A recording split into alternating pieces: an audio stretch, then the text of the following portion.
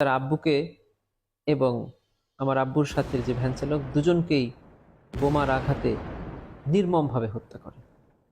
আমি আমার আব্বুর চেহারা তার শাহাদাতের পরে আর দেখিনি, কারণ আব্বু এবং সুলতান মল্লিকের চেহারার বেশিরভাগ অংশই বিকৃত হয়ে যায়। ৩রা মার্চ ২০০৪ সাল, বাগেরহাট জেলার রামপাল থানার সোনাতুনিয়া মাদ্রাসা মাহফিলে আমার আব্বু ছিলেন প্রধান অতিথি। তাফসির মাহফিল শেষে আমার আব্বু গভীর রাতে বাড়ির উদ্দেশ্যে রওনা হন। শুনেছি সেই মাহফিলে আমার আব্বু শাহাদাতের জন্য প্রাণ ভরে দোয়া করেছিলেন, দু চোখের পানি ছেড়ে। বিশ্ব আল্লাহ রাব্বুল আলামিনের দরবারে কেঁদেছিলেন শাহাদাতের তামান্না নিয়ে। সেদিন ছিল 11ই মুহররম। আমার আব্বুর তাফসির মাহফিলের আলোচ্য বিষয় ছিল 10ই মুহররম কারবালার ঘটনা। কারবালার শহীদদেরকে নিয়ে আমার আব্বু শাহাদাতের তাফসির পেশ করেছিলেন এবং প্রাণ ভরে আল্লাহর কাছে শাহাদাতের তামান্না নিয়ে দোয়া করেছিলেন।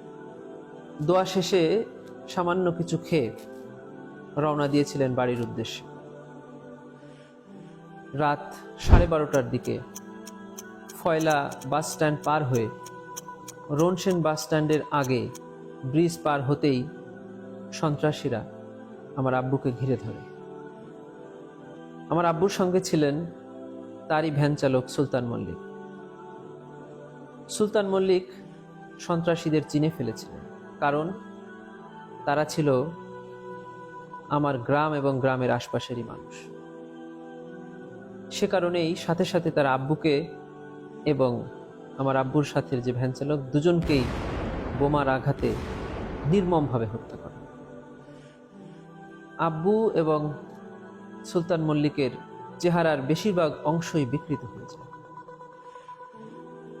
আমার আব্বুর চেহারা তার শাহাদাতের পরে আর দেখিনি, কারণ আমার চোখে যে সুন্দর চেহারা সবসময় ভেসেছিল আমার আব্বুর, সেই চেহারাই আমি আমার হৃদয় পটে রেখে দিতে চেয়েছিলাম।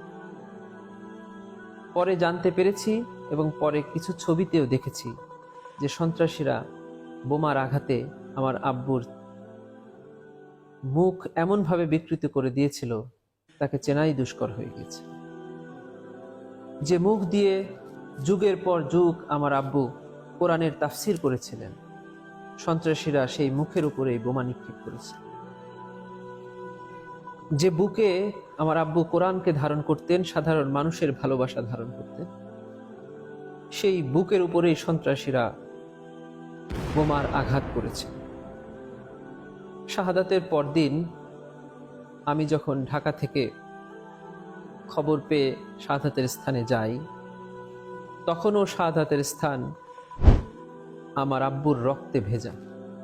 কয়েকটি ইটের টুকরো দিয়ে শাহাদাতের স্থানকে ঘিরে রাখা হয়েছে। আমার আব্বুর শাহাদাতের স্থানের পাশে ছিল একটি বাবলা গাছ। বাবলা গাছের দিকে তাকিয়ে দেখি আমার আব্বুর পরিহিত সাদা রুমাল, এই রুমালের একটি ছেঁড়া অংশ বাবলা গাছের একটি ডালে বেঁধে উঠছে। আমি আল্লাহর কাছে আমার আব্বুর শাহাদাতের স্থানে দাঁড়িয়ে তার শাহাদাতের জন্য আল্লাহর কাছে দোয়া করেছি এবং সেখান থেকে আমি আমার আব্বুর লাশের পাশে গিয়ে আব্বুর জানাজায় অংশগ্রহণ করেছি। আমি আমার আব্বুর লাশকে দাফন করার সুযোগ পাইনি।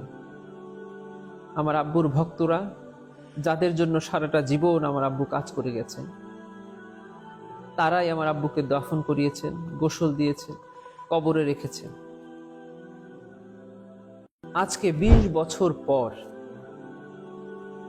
এই আব্বুর যাদের জন্য কাজ করেছেন, সেই সাধারণ মানুষ আমাকে দেখলে, আমার পরিবারের কোনো সদস্যকে দেখলে জড়িয়ে ধরে দু চোখ বেয়ে পানি পড়তে থাকে, হাউমাউ করে কান্না করে দেয়। এটি হলো ভালোবাসা, এটি হলো রিজিক। আমার আব্বু যে সারা জীবন মানুষের জন্য কাজ করে গেছেন, তারই উত্তম উদাহরণ হলো এই মানুষের চোখের পানি। আমার আব্বুর শাহাদাত যে আল্লাহর দরবারে কবুল হয়েছে তারই উত্তম উদাহরণ হলো এই 20 বছর পরে মানুষ আমার আব্বুর বিচারের দাবি তুলেছে। এই বিচারের দাবি এখন রামপাল, মোংলা তথা বাগেরহাটের প্রত্যেকটি আনাচে কানাচে, প্রত্যেকটি তাওহীদি জনতার মুখে। যে নির্মমভাবে শহীদ মাওলানা গাজী আবু বকর সিদ্দিক রহমতুল্লাহ আলাইহিকে এই দুনিয়া থেকে বিদায় করে দেওয়া হয়েছে, এর বিচার যদি এ জাতি না পায় তাহলে মানুষ ন্যায় বিচার থেকে মুখ ফিরিয়ে নেবে।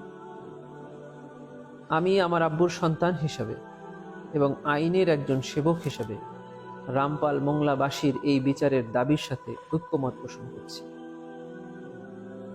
এবং রামপাল মোংলাবাসী আমার আব্বুর বিচারের জন্য আগামী 3 মার্চ 2025 তারিখে আমার আব্বুর শাহাদাতের স্থানের পাশে ফয়লা বাস স্ট্যান্ডে যে প্রতিবাদ সভা এবং দোয়া মাহফিলের আয়োজন করেছে, আমি ইনশাআল্লাহ সেই দোয়া মাহফিলে উপস্থিত থাকব এবং ওই দোয়া মাহফিলে আমার আরও কিছু শুভাকাঙ্ক্ষী এবং বন্ধু বান্ধবরা উপস্থিত থাকবে।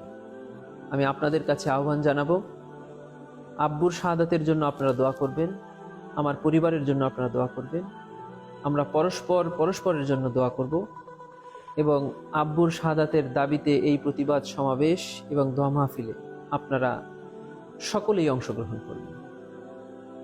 সবাইকে আসসালামু আলাইকুম ওয়া রাহমাতুল্লাহি ওয়া বারাকাতুহু।